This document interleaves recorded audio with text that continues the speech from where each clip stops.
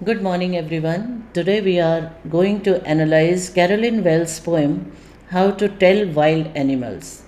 This poem is taken from Class 10 CBSE book First Flight. Contrary to what the title suggests, this is not a literal survival guide. ये poem एक humerus guide है जिसमें poet हमें बताती हैं कि खतरनाक जानवरों को कैसे हम पहचान सकते हैं, लेकिन मजाक में।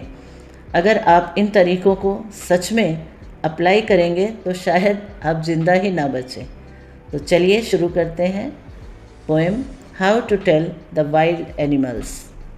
In this video, we are going to discuss a short introduction of the poem and poet, theme and summary, explanation of the text with word meaning, literary devices, and last, conclusion with critical review and message. तो सबसे पहले title और introduction की बात करते हैं। The name of the poem is how to tell wild animals. इस poem का नाम है how to tell wild animals, written by Carolyn Wells. Carolyn Wells ने ये पोएम लिखी है। It is a humorous how to guide on identifying dangerous wild animals. ये एक ह्यूमरस गाइड है कि किस तरह से वाइल्ड एनिमल्स को पहचाना जा सकता है, कैसे पहचान सकते हैं। इन the poem the poet has explained the characteristics of various wild animals in a very funny way. इस पोएम में पोएट ने वेरियस वाइल्ड एनिमल्स की विशेषताओं को बहुत ही हास्यास्पद तरीके से समझाया है। She has used language in a way that it generates humour. उन्होंने ऐसी भाषा में इसे बताने की कोशिश की है जिससे आपको हंसी आएगी। She is introducing the reader to various kinds of wild animal like Asian lion, Bengal tiger, bear etcetera, explaining each of the animals in a very humorous way. उन्होंने बहुत तरह के वाइल्ड एनिमल्स जैसे Asian lion, Bengal tiger, bear, इन सारे animals को एक बहुत ही रोचक तरीके से समझाने की कोशिश की है। तो पोएम का जो टोन है ऑब्वियस है, प्लेफुल, विटी और आयरनिक है। अब एक छोटा इंट्रोडक्शन पोएट का भी जान लेते हैं। Poetess in fact Caroline Wells was born on June 1862 in Rahway, New Jersey. New Jersey में 18 जून 1862 को इनका जन्म हुआ था। She is a highly prolific writer, terrific writer थी, बहुत ही ज़बरदस्त लेखिका। She was known for her children's story, जिन्होंने बच्चों की कहानियाँ लिखी हैं, mystery novels and humorous verses लिखे हैं। हर बुक्स इंक्लूड, इनकी बुक्स में nonsense anthology, स्क्रिबनर sons 1902 and the book of humorous verse George H Doran 1920। ये सारी उनकी रचनाएँ हैं। अब हम थीम और समरी की बात करते हैं। तो सबसे पहले थीम और समरी का अंतर भी समझ लीजिए, डिफरेंस क्या है। थीम मतलब होता है विषय वस्तु, मतलब किस विषय पे ये कविता लिखी गई है, और जो समरी है वो कविता का एक सारांश है, उसको संक्षिप्त में, कविता का जो कंटेंट है उसको एक शॉर्ट वे में बताना होता है। सबसे पहले थीम देखें। The topic of the distinctive attributes and characteristics of wild animals and how they differ from domestic animal is the theme of Carolyn Wells' poem How to Tell Wild Animals. इस कविता के माध्यम से poet's Caroline Wales जो हैं उन्होंने wild animals और domestic animals के बीच के अंतर, डिफरेंसेस को बताया है। The poem jokingly enumerates many ways to distinguish wild animals from domestic ones. मजाक के तरीके से पोएट ने बताया है कि वाइल्ड एनिमल्स किस तरह से डोमेस्टिक एनिमल्स से अलग हैं, क्योंकि जो क्वालिटीज़ डोमेस्टिक एनिमल्स की हैं वो क्वालिटीज़ अगर वाइल्ड एनिमल अप्लाई करेंगे तो उसका रिज़ल्ट आप खुद सोचिए क्या होगा। जैसे कि एक एग्ज़ाम्पल, डोमेस्टिक एनिमल आपको टच करता है, आपको हक करता है, आपको आपके साथ साथ जहाँ भी आप रहते हो रहता है। अगर इस तरह से इमेजिन कीजिए, वाइल्ड एनिमल करने लगे, लॉयन करने लगे, टाइगर करने लगे, what would be the result. तो उसी भाषा को उसी तरीके से कैरेक्टरिस्टिक्स को फ़नी वे में बताने की कोशिश की है, जिससे कि आप समझ जाएं कि ये कौन सा वाइल्ड एनिमल हो सकता है। अब समरी देखें। How to tell wild animal is a humorous poem, ये कई बार बता चुके हैं। Poem suggest some dangerous ways to identify wild animals. Dangerous तरीका बताया जा रहा है कि वो किस तरह के बिहेव करते हैं वाइल्ड एनिमल्स, और वो तरीके के those dangerous ways are kind of clues, जिसके माध्यम से आप समझ जाइए कि कौन सा एनिमल हो सकता है। In the poem clues have been given to identify the names of the animals. वैसे तो मैंने आपको हेडिंग ऊपर दे दी है कि इस स्टेंजा में किस एनिमल को बताया गया है, लेकिन अगर आप सिर्फ क्लूज़ पे ध्यान देंगे तो आप खुद पहचान जाएंगे कि वो कौन सा एनिमल हो सकता है। ओवरऑल 6 स्टेंजाज हैं इस पोएम में, और हर स्टेंजा एक वाइल्ड एनिमल के बारे में बताता है। This poem is like solving a puzzle. इस तरह से ये एक पज़ल है पोएम, जिसे आप सॉल्व कर सकते हैं on the basis of the clues given in the stanzas, and you can identify which animal that was. तो it is an exciting and funny poem, no doubt. Let's begin. Here is the first stanza.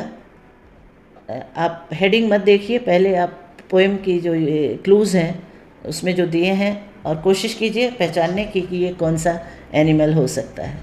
If you ever should go by chance to jungles in the east, and if there should to you advance a large and tawny beast, if he roars at you as you are dying, you all know it is the Asian lion. इसमें word meaning जो नया word है tawny, tawny मतलब होता है colour, yellow और brown का mixture. सबसे पहले क्लूज़ देखिए और आइडेंटिफाई करने की कोशिश कीजिए। सपोज़ अगर आप बाई चांस ईस्ट के जंगलों में चले जाएं, आगे बढ़ें, and if there should to you advance, अब आप आगे बढ़ते हैं, a large and tawny beast, एक बड़ा टॉनी कलर का बीस्ट आपको दिखेगा, and if he roars at you you are dying, और अगर वो गुर्राता है तो उसकी गुर्राहट से अगर आपको लगे कि आप मर जाएंगे, you know it is the Asian lion. अब लास्ट में देखिए गुर्राता कौन है, येलो कलर किसका है, और ईस्ट के जंगलों में पाया जाता है, तो ऑब्वियसली ये कैरेक्टरिस्टिक्स हैं, क्लूज़ हैं, तो आप पहचान लेंगे कि ये एशियन लायन है। अब आप देखिए स्टेंजा 1 में एशियन लायन के बारे में ही बात की जा रही है। लिटरेरी डिवाइसेस में सबसे पहले राइम स्कीम देखेंगे। Chance, advance, A, east beast, B, sorry rhyme scheme सबसे पहले पोएम से देखिए। चांस, फिर ईस्ट, एडवांस और बीस्ट। तो चांस और एडवांस ए साउंड करेगा, और ईस्ट और बीस्ट बी, तो ए बी, और last 2 lines C. Rhyme scheme क्या है, A B C. Enjambment figure of speech है, क्योंकि फर्स्ट लाइन के बाद कोई भी पंक्चुएशन नहीं दिया गया है, उसके बाद सेकंड लाइन में दिया गया है, फिर थर्ड में नहीं दिया है, फोर्थ में दिया है। तो इस तरह से जहाँ पे कोई पंक्चुएशन मार्क नहीं है, मतलब फर्स्ट लाइन की मीनिंग सेकंड लाइन में कंप्लीट होती हैं, तो ये ऐसे फिगर ऑफ स्पीच को हम एंजॉयमेंट कहते हैं, और ऑलमोस्ट हर पोएम में आपको ये मिलेगा। दूसरा है इन्वर्जन, जब फॉर्मेट चेंज हो जाता है, जैसे एडवांस वाली जगह देखिए, and if there should to के बाद एडवांस होना चाहिए और यू बाद में होना चाहिए, लेकिन राइम के लिए चांस और एडवांस को बाद में किया है, चांस से मैच करने के लिए एडवांस को शिफ्ट कर दिया है, तो इसको कहते हैं इन्वर्जन। फिर assonance, use of vowel sound, o, you, should, go, should, to, you, roars, o sound is repeated. Allusion में जब कोई चीज़ का रेफरेंस दिया जाए, फेमस थिंग, प्लेस या स्पेशीज़ ऑफ एनिमल्स के बारे में। एशियन लॉयन, एशिया एक प्लेस भी है, एशियन लॉयन एक स्पेशीज़ भी है, तो एल्यूजन फिगर ऑफ स्पीच यहाँ पे है। सेकेंड स्टेंजा बंगाल टाइगर के बारे में है, वैसे आप क्लूज़ देखेंगे तो आप खुद भी पहचान लेंगे। और if some time when roaming round, ध्यान दीजिए, a noble wild beast greets you with black stripes on a yellow ground, just notice if he eats you. This simple rule may help you learn the Bengal tiger to discern. यहाँ देखिए difficult word Nobel, पता ही है, discern मतलब होता है recognise. अब यहाँ के क्लूज़ देख लीजिए, अगर घूमते घूमते अगर कोई नोबल वाइल्ड बीस्ट आपका स्वागत करता है, और वो कैसा है, with black stripes on a yellow ground, उसका जो येलो बैकग्राउंड है उसके ऊपर अगर उसके ब्लैक स्ट्राइप्स हैं, और ध्यान रखिए अगर वो आपको खा जाता है तो ये सिंपल तरीका है पहचानने का कि वो और कोई नहीं, पहचान लीजिए कि वो बंगाल टाइगर है। अब ये है ना फ़नी वे कि वो आपको खा लेगा तो आप पहचान पाओगे क्या? वो आपको खा लेता है तो आप पहचान लीजिए कि ये बंगाल टाइगर है। This is the funny way to describe the features characteristics of wild animals used by the poet Caroline Wells. Rhyme scheme वही है, A B C C, round ground you learn discern. Alliteration repetition of consonant sound र, roaming round. Inversion वही है, the Bengal tiger to discern, यहाँ होना चाहिए this simple rule may help you learn to discern the Bengal tiger, पर discern को learn से rhyme करने के लिए उसे बाद में लगा दिया है, तो ये जो है इन्वर्जन है। Allusion Bengal tiger, assonance vowel sound repetition O, roaming round. अब चलिए थर्ड स्टेंजा पे चलते हैं। If strolling forth a beast you view whose hide with spot is peppered as soon as he has leapt on you, you will know it is the leopard. It will do no good to roar with pain, he'll only leap and leap again. अब यहाँ पे देखिए, अगर आप strolling का मतलब है walking casually, fourth मतलब फॉरवर्ड, हाइड मतलब skin of the animal, peppered means spots, left means jump करना। अगर वॉक करते हुए आपको कोई बीस्ट दिखाई दे जाए जिसके स्किन पर स्पॉट, जिसका स्किन स्पॉट से कवर्ड हो, पेपर्ड मतलब बहुत सारे स्पॉट्स हों आप, तो as soon as he has left on, जैसे ही वो आपके ऊपर जंप करे, you will know it is the leopard, तब आप जान लेंगे कि ये लेपर्ड है। मतलब सोचिए, अगर लेपर्ड आपके ऊपर जंप करता है, are you there to recognise which wild animal is this? But ये एक ह्यूमरस तरीका है बताने का। It will do no good to roar with pain, मतलब ये रोर करेगा और आपका पेन रिड्यूस नहीं करेगा। He will only lip and लेप अगेन, बार बार वो केवल जंप ही करेगा।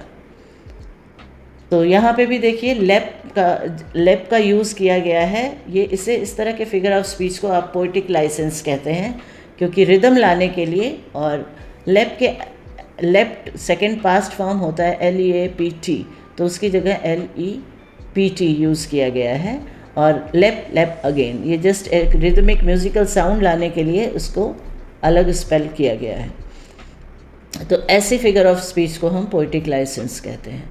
तो यहाँ पे एक पोइटिक लाइसेंस भी है, एलिट्रेशन है, ही हैज़, रेपिटिशन है, लेप वर्ड बार बार यूज़ हुआ है तो रेपिटिशन है, O sound, strolling forth, you do, who spot, do no good to roar, ये सारे में ओ साउंड है।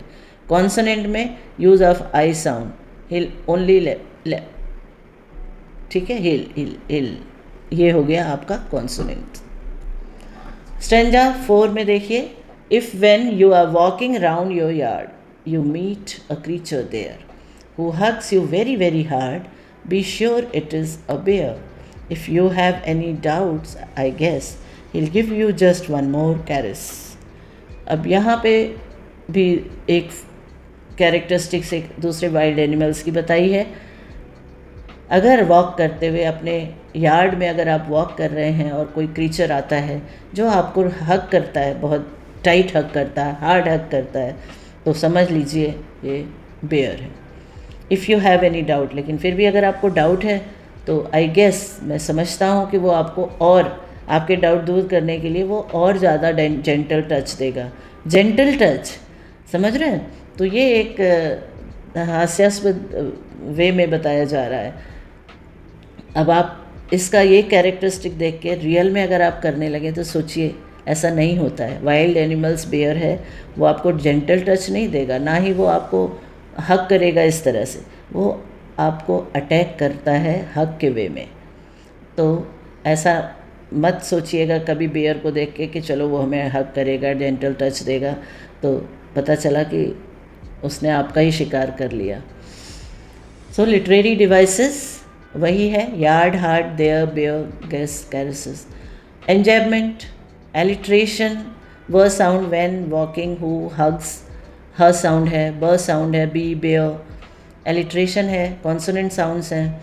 इसके बाद एसोनेंट साउंड में ई, मीट, क्रीचर, डेयर, ये सारे एसोनेंट साउंड हैं। अब आता है हाइना वर्सेस क्रोकोडाइल। फिफ्थ स्टैंजा में इन दो के बारे में बात की जा रही है।